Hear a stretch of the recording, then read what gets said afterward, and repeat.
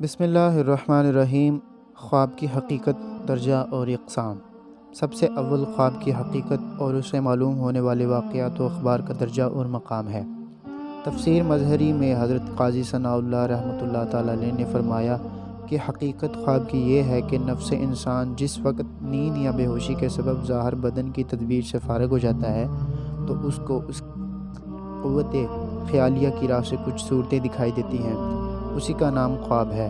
फिर उसकी 3 किस्में हैं, जिनमें से 2 बिल्कुल बातिल हैं, जिनकी कोई हकीकत और असलियत नहीं होती, और एक अपनी ज़ात के एतबार से सही और सादिक़ है, मगर इस सही किस्म में भी कुछ अवारिद शामिल होकर उसको मज़ीद नाक़ाबिल एतबार कर देते हैं। तफ़सील उसकी ये है कि ख्वाब में जो इंसान मुख्तलिफ़ सूरतें और वाक़यात देखता है तो ऐसा होता है कि बेदारी की हालत में जो सूरतें इंसान देखता है वही ख्वाब में मुतशक्किल होकर नज़र आ जाती हैं, और कभी ऐसा होता है कि शैतान कुछ सूरतें और वाक़यात उसके जहन में डालता है, कभी खुश करने वाले, और कभी ऐसा होता है कि ये दोनों किस्में बातिल हैं, जिनकी ना कोई हकीकत व असलियत है और ना उसकी कोई ताबीर हो सकती है।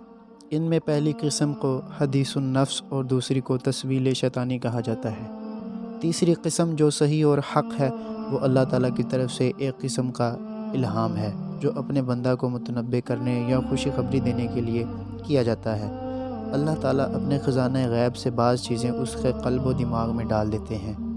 नाज़रीन, मज़ीद इस तरह की इस्लामिक वीडियोज़ देखने के लिए हमारा चैनल सब्सक्राइब करें ताकि हमारी हर आने वाली नई वीडियोज़ आप तक पहुँच सके।